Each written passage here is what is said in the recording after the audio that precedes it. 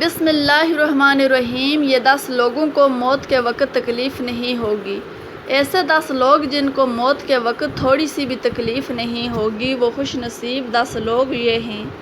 نزع کے وقت مسلمان کو جو تکلیف ہوتی ہے اس پر اللہ رب العزت کی جانب سے نیکیاں عطا کی جاتی ہیں، جیسا کہ سنن ابن ماجہ میں بروایت حضرت عائشہ رضی اللہ تعالی عنہا سے مروی ہے کہ رسول اللہ صلی اللہ علیہ وآلہ وسلم ان کے پاس تشریف لائے، اس حال میں کہ ان کے پاس ان کا کوئی قریبی رشتہ دار موت کی سختی میں مبتلا تھا۔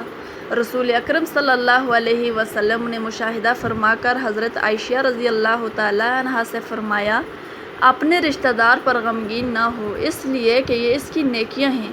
نیز حضرت عائشہ رضی اللہ تعالی عنہا سے اس مضمون کی روایت ہے کہ جب سے رسول اللہ صلی اللہ علیہ وسلم کی وفات کی تکلیف میں نے دیکھی، آپ میں کسی مسلمان میت کی حالت نزع کی تکلیف کو اس کے حق میں برا نہیں سمجھتی۔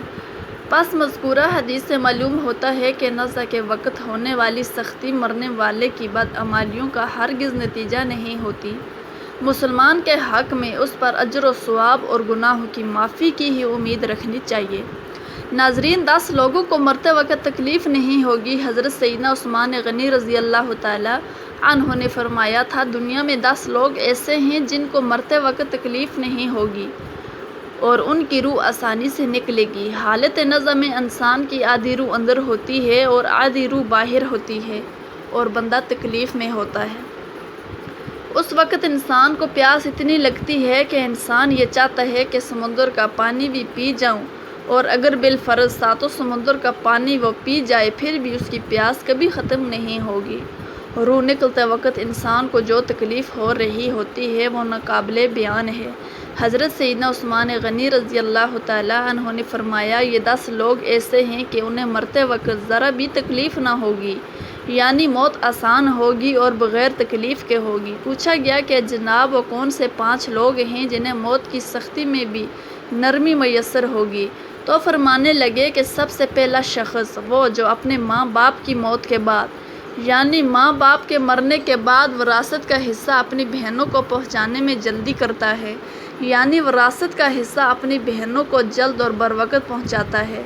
ایسا نہ ہو کہ بہن کے بچے بھوک سے بلکتے رہیں اور تم بہن کے حق پر قبضہ کیا بیٹھے رہو، اور بہن اس انتظار میں رہی کہ میرا بھائی کب مجھے میرے ماں باپ کی وراثت میں سے حصہ دے گا۔ بہت بار یہ بھی دیکھنے میں آتا ہے کہ بہن کی شادی نہیں ہوئی جبکہ والدین دنیا سے رخصت ہو گئے، تو بھائی نے کہا کہ کوئی بات نہیں، جب بہن کی شادی کروں گا تو اس کا حصہ اپنے جہیز کی صورت میں دے دوں گا۔ یاد رہے کہ اسلام میں بہنوں کو جہیز دینا فرض نہیں، جبکہ ان کا وراثتی حق دینا فرض ہے۔ دراصل عورت کو جہیز دینا یہودیوں کی رسم ہے، اسلام اس کی ترغیب نہیں دیتا، لیکن اسلام میں عورت کا وراثتی حصہ دینا فرض ہے۔ واضح رہے کہ والدین کے ترکہ میں جس طرح ان کی نرینہ اولاد کا حق و حصہ ہوتا ہے، اسی طرح بیٹیوں کا بھی اس میں شرعی حق و حصہ ہوتا ہے۔ والدین کے انتقال کے بعد ان کے ترکہ پر بیٹوں کا خود تنہا قبضہ کر لینا اور بہنوں کو ان کے شرعی حصے سے محروم ناجائز اور سخت گناہ ہے۔ بھائیوں پر لازم ہے کہ بہنوں کو ان کا حق و حصہ اس دنیا میں دے دیں، ورنہ آخرت میں دینا پڑے گا، اور آخرت میں دینا آسان نہیں ہوگا۔ حدیث مبارکہ میں اس پر بڑی وعیدیں آئی ہیں۔ حضرت سعید بن زید رضی اللہ تعالی عنہ فرماتے ہیں کہ رسول اللہ صلی اللہ علیہ وآلہ وسلم نے فرمایا، جو شخص کسی کی بالش بر زمین بھی از راہ ظلم لے گا، قیامت کے دن 7 زمینوں میں سے اتنی ہی زمین اس کے گلے میں توق کے طور پر ڈالی جائے گی۔ ایک اور حدیث مبارکہ میں ہے، حضرت انس رضی اللہ تعالی عنہ فرماتے ہیں کہ رسول اللہ صلی اللہ علیہ وسلم نے فرمایا، جو شخص اپنے وارث کی میراث کاٹے گا، یعنی اس کا حصہ نہیں دے گا، تو اللہ تعالیٰ قیامت کے دن اس کی جنت کی میراث کاٹ لے گا۔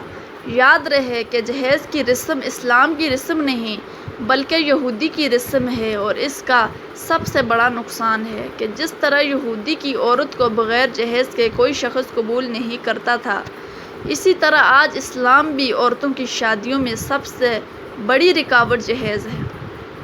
غریب آدمی کی بیٹی بیٹھی بیٹھی بوڑھی ہو گئی کہ جہیز کا کوئی بندوبست نہ ہو سکا، اسی طرح اگر کوئی شخص یہ کہے کہ میں بہن کا وراثتی حصہ تو نہیں دے سکتا، البتہ جب اس کی شادی کا وقت ہوگا تو جہیز دے دوں گا، لہٰذا فرمایا گیا کہ بہنوں کو بروقت حصہ دینے والے کی روح موت کے وقت بڑی آسانی سے نکلتی ہے۔ ناظرین، بہن کا حق کھانا ایسا ہے جیسے خنزیر کا گوشت کھانا۔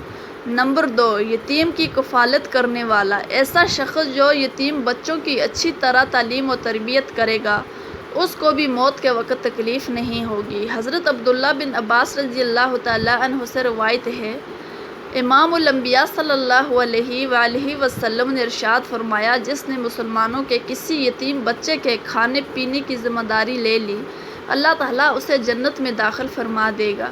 رسول اکرم صلی اللہ علیہ وآلہ وسلم نے تو یتیم کی کفالت کرنے کو جنت میں اپنے ساتھ ہونے کی بشارت سے نوازا ہے کہ وہ جنت میں آپ صلی اللہ علیہ وسلم کے ساتھ ہوگا۔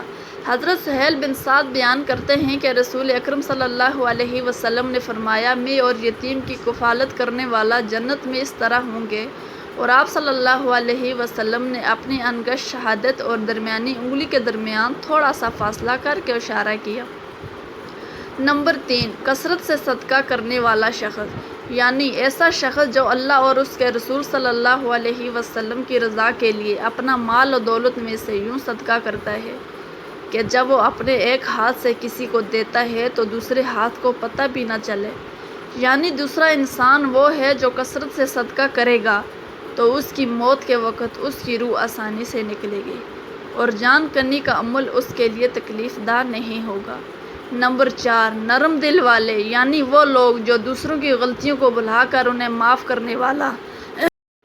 ایسے شخص کو موت میں سختی محسوس نہیں ہوگی، کیونکہ اس نے دنیا میں لوگوں کے ساتھ نرمی اختیار کی تھی تو اس کے ساتھ بھی نرمی کا معاملہ ہوگا۔ حضرت ابو ہریرہ رضی اللہ تعالیٰ عنہ سے روایت ہے کہ نبی کریم صلی اللہ علیہ وآلہ وسلم نے فرمایا، جنت میں ایسے لوگ داخل ہوں گے جن کے دل چڑیوں جیسے ہوں گے، یعنی چڑیوں کی طرح ان کے دل نرم ہوں گے۔ نمبر 5، ایسا انسان جو اپنی فیملی سے اچھا سلوک کرنے والا ہے، یعنی اپنے ماں باپ، بیوی بچوں اور بہن بھائیوں سے نرم دلی کا رویہ رکھنے والا ہے، اپنی بیوی بچوں سے پیار کرنے والا ہے، حلال کا لقمہ کما کر اپنی بیوی بچوں کی کفالت کرنے والا ہے۔ بزرگان دین فرماتے ہیں کہ جب رزق تنگ ہونے لگے تو دسترخوان کو وسیع کر لیا کرو، یعنی اپنی بیوی بچوں پر خرچ کرنا بھی صدقہ ہے، انہیں کھلانا پلانا صدقہ ہے۔ لہٰذا ایسا شخص جو اپنی فیملی پر خرچ کرتا ہو اور ان سے حسن و سلوک کرتا ہو تو جب وہ دنیا سے رخصت ہوگا تو اس کی روح نکلنے میں آسانی ہوگی اور اسے کوئی تکلیف نہ ہوگی۔